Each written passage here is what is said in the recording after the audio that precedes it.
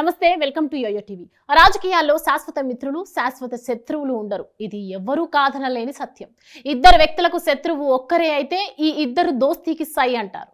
Single గా తలపడ్డం కంటే double బలంతో అటాక్ చేస్తే శత్రువు విలవిలలాడడం ఖాయం. ఇప్పుడు బీఆర్ఎస్ బీజేపీలు ఇదే ఫాలో అవుతున్నాయా అంటే అవుననే సమాధానం వినిపిస్తుంది. రాష్ట్రంలో కాంగ్రెస్ బీఆర్ఎస్ కు శత్రువు అయితే కేంద్రంలో బీజేపీ అదే కాంగ్రెస్ ఎన్నికల్లో గట్టి పోటీ ఇచ్చేందుకు సిద్ధమవుతుంది. తమ ఇద్దరికి శత్రువైన తెలంగాణలో కాంగ్రెస్ ప్రభుత్వాన్ని, ఆ తర్వాత సీఎం రేవంత్ రెడ్డిని ఒకేసారి టార్గెట్ చేయబోతున్నారా అంటే అవుననే సమాధానం వినిపిస్తుంది. లోక్సభ ఎన్నికల తర్వాత రాష్ట్రంలో పొలిటికల్ సీన్ వేరే లెవెల్లో ఉండనుందని చర్చ రాజకీయ వర్గాల్లో నడుస్తుంది.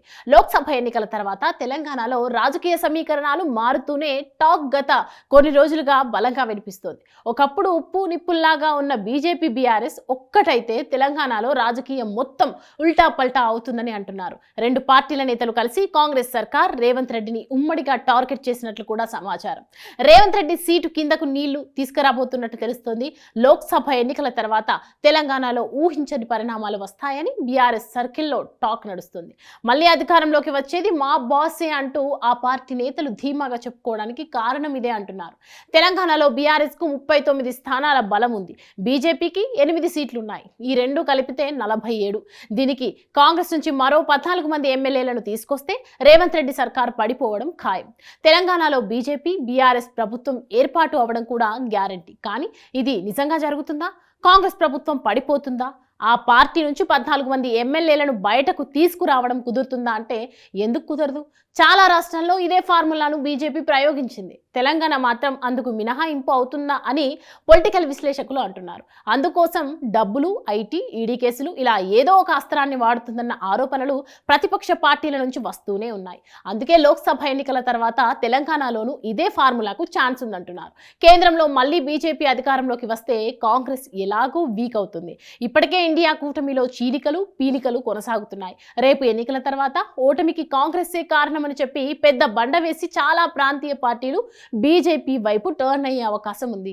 ఇప్పుడు కాంగ్రెస్ పాలిత రాష్ట్రాలపై ఈ ప్రభావం తీవ్రంగా పడనుంది కూడా.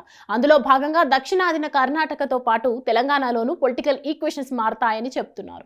సీఎం రేవంత్ రెడ్డికి మెడకు ఓటుకు నోటు కేసు కత్తివేలాడుతుంది. ఆయన్ని పదవి నుంచి దించడానికి ఈ కేసు ఉపయోగపడుతుందని భావిస్తున్నారు కూడా. ఒకవేళ అది సక్సెస్ కాకపోతే కాంగ్రెస్ చీల్చి 14 మంది ఎమ్మెల్యేలను లాగి ప్రభుత్వం ఏర్పాటు చేయాలన్నది మరో ప్లాన్గా చెప్తున్నారు. లోక్సభ ఎన్నికల తర్వాత ఈ రెండు ప్లాన్స్లో ఏదో ఒకటి ఖచ్చితంగా అమలు చేస్తారన్న టాక్ నడుస్తుంది.